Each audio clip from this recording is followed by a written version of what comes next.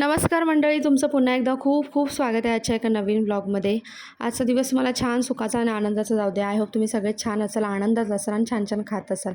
तर सकाळची सुरुवात बघा प्रवासाने झालेली आहे, कारण आज आहे प्रज्ञेचं ओपन डे स्कूलमध्ये. सो तिकडे मी जात आहे आता.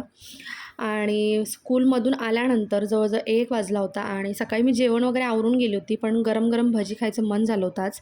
सो त्यानंतर मग आल्यानंतर भजींची तयारी केली, भजी बनवायची, आणि थोडेसेच बनवलं कारण प्रज्ञा आणि मीच होतो खायला. आणि लोलोने एखादा दुसरा खाल्ला तर खातो, त्या अदरवाईज घरी कोणी नव्हतं खाण्यासाठी. त्यामुळे थोडंसंच प्रमाणात पीठ वगैरे भिजवलं आणि कांदा भजी गरम गरम काढले. आणि आता थंडी चालू आहे ना, त्यामुळे ना गरम गरम खायला ना खूप जास्त मज्जा येते. सो आजच्या ब्लॉगमध्ये मी तुमच्यासोबत माझा दिवसभराचं रुटीन शेअर करणार आहे. त्याचबरोबर संध्याकाळी मला एका ठिकाणी जायचं आहे, तर ते सुद्धा तुमच्यासोबत शेअर करणार आहे. सो दुपारी ते जेवण वगैरे झालं माझं. आणि हल्ली माझ्या किचनमध्ये ना हा एक प्रॉब्लेम सर्रास होतो, की मुंग्या येतात खूपच. आणि माहिती नाही कशामुळे. नॉर्मली गरमीत वगैरे मुंग्या येतात हे आपल्याला सगळ्यांनाच माहिती आहे. बट आता थंडी असून सुद्धा मुंग्या येतात. तर मग मी काय करते ना अशा वेळेला, हे सुद्धा तुमच्यासोबत आता मी शेअर करते, कारण हे गेल्या आठवडा 2 आठवड्यापासून हा प्रॉब्लेम स्टार्ट झालेला आहे. सो इथे मी आधी जेवणाचे जे काही टोपं वगैरे असतील, भांडी वगैरे असतील, तर ती एका जागी साईडला करून घेतली आहेत. त्यानंतर इथे मी ना गॅस शेगडीवरती चॉक फिरवून घेणार आहे. अगदी आपल्याला लहानपणापासून आपण बघत आलेलो आहोत, लक्ष्मण रेखा म्हणून जो चॉक असतो मुंग्यांसाठी, कॉक्रोचेससाठी वगैरे, तर तो मी यूज करणार नाही. हा मी किचनमध्ये ठेवते, कारण इथे चाळीमध्ये ना उन्हाळ्याच्या टायमात खूप जास्त मुंग्या लागतात. सो त्यामुळे ठेवते. पण आत्ता हल्ली ह्या वर्षीच असं झालं की थंडीतही मुंग्या यायला लागल्यात. सो इथे ना मी चॉक फिरवून घेतलेला आहे. आणि त्याच्यानंतर काय करणार आहे, की हे ह्याच्यावर चॉक फिरल्यावर नंतर भांडी वगैरे तुम्ही ठेवली तरी मुंग्या काही येत नाहीत. आणि जेव्हा आपण किचन क्लीन वगैरे करून घेताना त्यानंतरच हा चॉक फिरवायचा, नाही तर मग तुम्ही क्लिनिंगच्या आधीच जर चॉक फिरवलात तर ते क्लिनिंगमध्ये चॉकचं जे आहे तर ते पूर्णपणे पुसून जाईल. त्यानंतर त्याचा काहीच उपयोग होणार नाही. सो अशा पद्धतीने तुम्ही देखील ट्राय करा, आणि अगदी ही जुनी पद्धत आहे.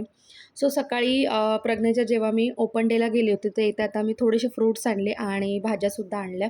भाज्या म्हणजे मेथीची भाजी आणली आणि आवळे आणले. सध्या बाजारात आवळे खूप स्वस्त आहेत आणि म्हटलं चला आपण आवळ्यांचं काहीतरी बनवूही शकतो. त्यामुळे थोड्या प्रमाणातच आणले आहेत, कारण जास्त एकदम आणले ना तर ते बनवले जात नाही वेळेच्या अभावी. त्यामुळे मग ते खराब होतात. त्याच्यामुळे थोड्या थोड्या प्रमाणातच काही बनवायचं असेल तर घेऊन यायचं.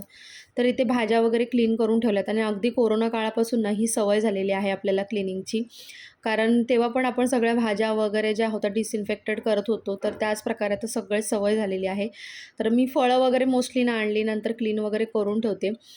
भाज्या अशा आपण नेहमी मी क्लीन करत नाही, बट कधी-कधी मला इच्छा होते तर मग मी क्लीन करते, कारण ते डोक्यात कुठेतरी आपल्या असतं की डिसइन्फेक्ट केलं पाहिजे सगळ्या गोष्टी.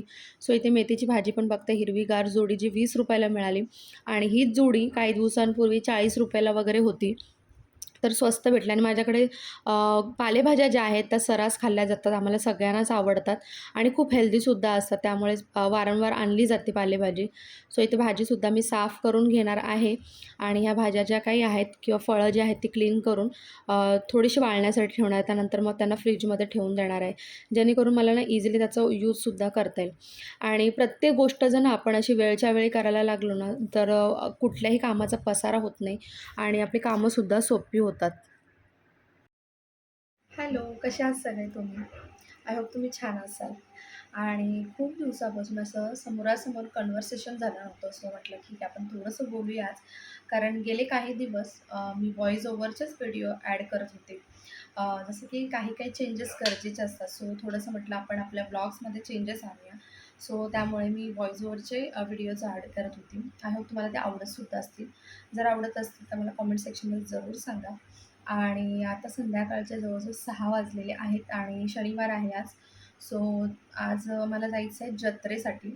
तर इथे प्रभादेवीला अगदी लहानपणापासून आम्ही जात आलेलो आहे जत्रेला. सगळ्यांना बहुतेकदा माहिती असेल, सिद्धिविनायक मंदिराजवळ प्रभादेवी जिथे एरिया आहे, तर तिथे जत्रा असते आणि खूप जुनी जत्रा आहे, खूप वर्षापासून असते. सो तिथे मला आज देवीची ओटी भरायला जायची आहे. त्याचबरोबर थोडंसं मुलं फिरतील वगैरे जत्रेत.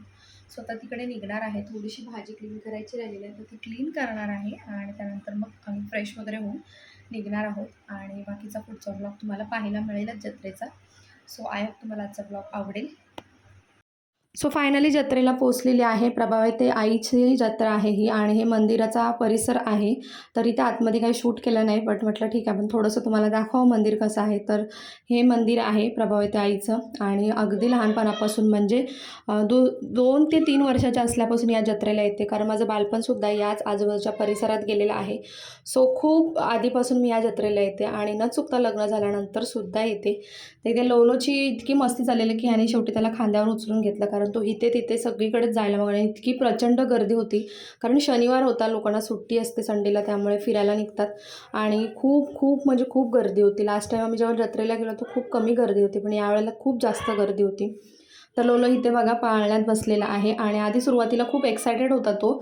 तो अगदी म्हणत होता की मला आकाश पाळण्यात बसवा आणि नंतर इथे बसवलं त्याला तर रडायला लागला आणि घ्यायला लागला. हळूहळू त्याला सांगितलं त्या काकांना की हळूहळू थोडं फिरवा. त्यामुळे त्याने थोडंसं एन्जॉय केलं. त्यानंतर मग पुढे आम्ही निघालो आणि हे मला बोलत होते की आपण आकाश पाळण्यात बसूया. बट म्हटलं नको म्हणून, कारण मी खूप घाबरते या सगळ्या गोष्टींना आणि अगदी लहानपणापासून. त्यामुळे मी ते कधी बसत नाही. त्यानंतर इथे लोलोनी कारकडे बोट दाखवून मग त्याच्यातसुद्धा बसला आणि खूप मजा केली त्यांनीसुद्धा. त्याचे फोटो वगैरे काढले मी तिथे आणि गर्दी आहे इकडे मागे बघू शकता, खूप जास्त गर्दी आहे आणि आता पुढे जात आहोत. बघूया आपण काय. त्यानंतर ह्या गेम झोनमध्ये पण गेला तो. अगदी हे मोठ्या मुलांसाठी होते, पण तरी पण तो गेला. दादाला घेऊन चल म्हणून हट्ट करून गेला आणि त्याला अगदी उभं पण राहता येत नव्हतं, कारण मोठी मोठी मुलं होते तर ते जंप करत होते. तर ते वरती खाली होत होतं आणि त्याला प्रॉपर उभं राहता येत नव्हतं, पण त्याने दादाचा हात काही सोडला नव्हता आणि छान एन्जॉय करत होता. आणि त्याच्यानंतर मग त्याला म्हटलं की तू आता बाहेर आहे, पण तो काही ऐकायला तयार नाही. तिथे बघा प्रज्ञासुद्धा एन्जॉय करत आहे आणि लहान मुलांना ना या सगळ्या गोष्टी खूप आवडतात. सो अशा प्रकारे आम्ही फेअरमध्ये एन्जॉय केलं आणि मुलांनासुद्धा खूप छान असा टाईम स्पेंड केला.